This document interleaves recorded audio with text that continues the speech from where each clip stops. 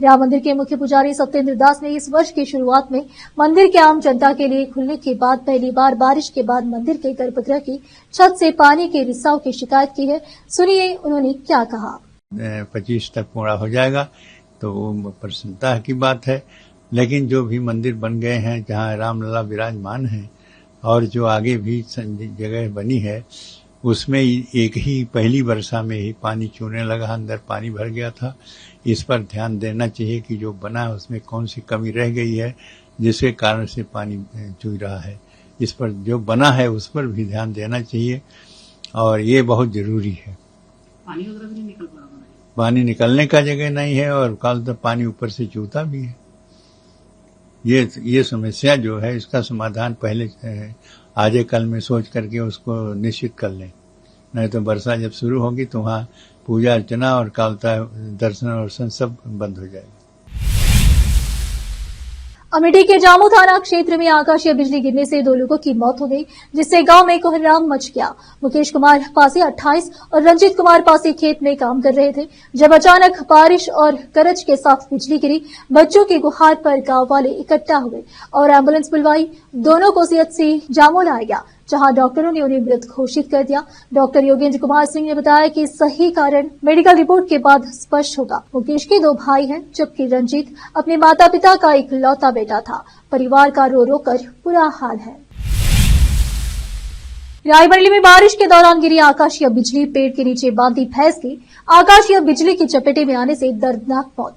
घटना सरेनी थाना क्षेत्र के हुल्लापुर की है। मेरा नाम अखिलेश कुमार। क्या घटना घट गई?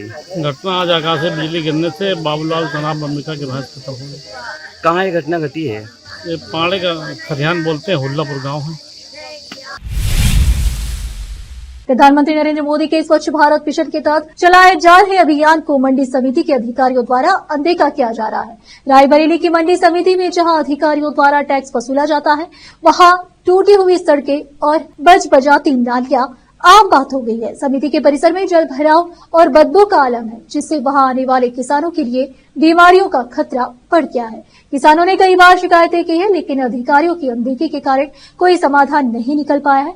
मंडी समिति पर अवैध वसूली के भी आरोप लगते रहे और उनके अधिकारियों की लापरवाही के कारण स्वच्छ भारत मिशन का प्रभाव वहां नहीं दिखता।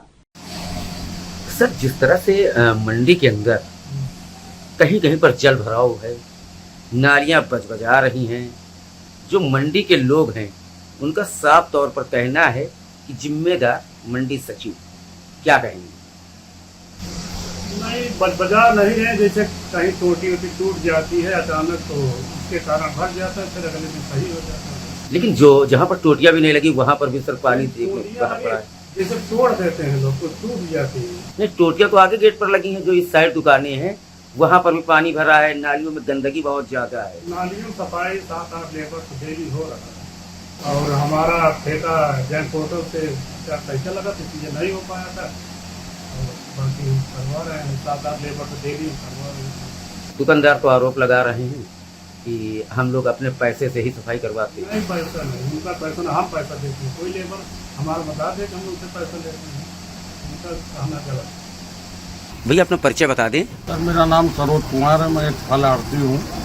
भैया यहाँ पर बारिश का सीजन आने वाला है तो गल्ला मंडी की क्या स्थिति है? साफ सफाई वगैरह हो रही है? कोई साफ सफाई नहीं होती, इतनी गंदगी यहाँ पे फैलती है कि हम लोग कीचड़ में रहते हैं, समझ लीजिए।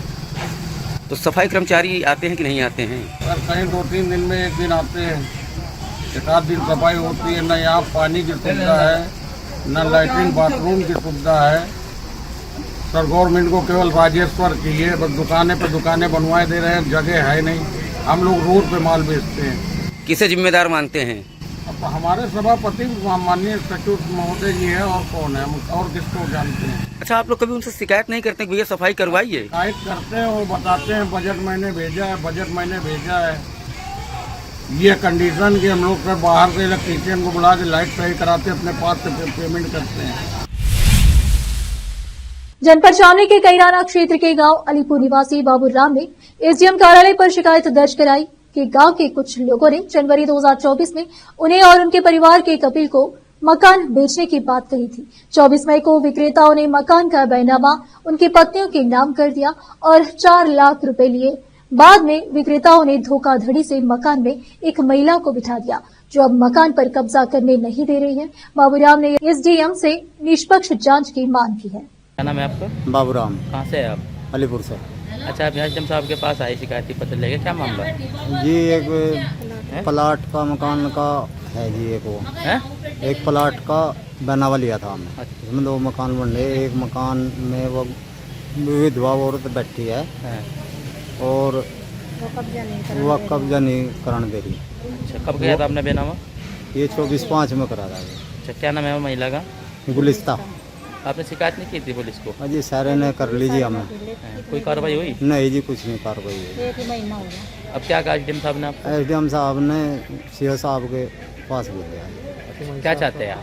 जी हम दोनों जहाँ जी लड़ाई तकरार तो कुछ चाहते नहीं, हम ये चाह जी एक बस हमारा मकान खाली हो जा, कभी वहाँ झगड़ा ना हो जा कुछ।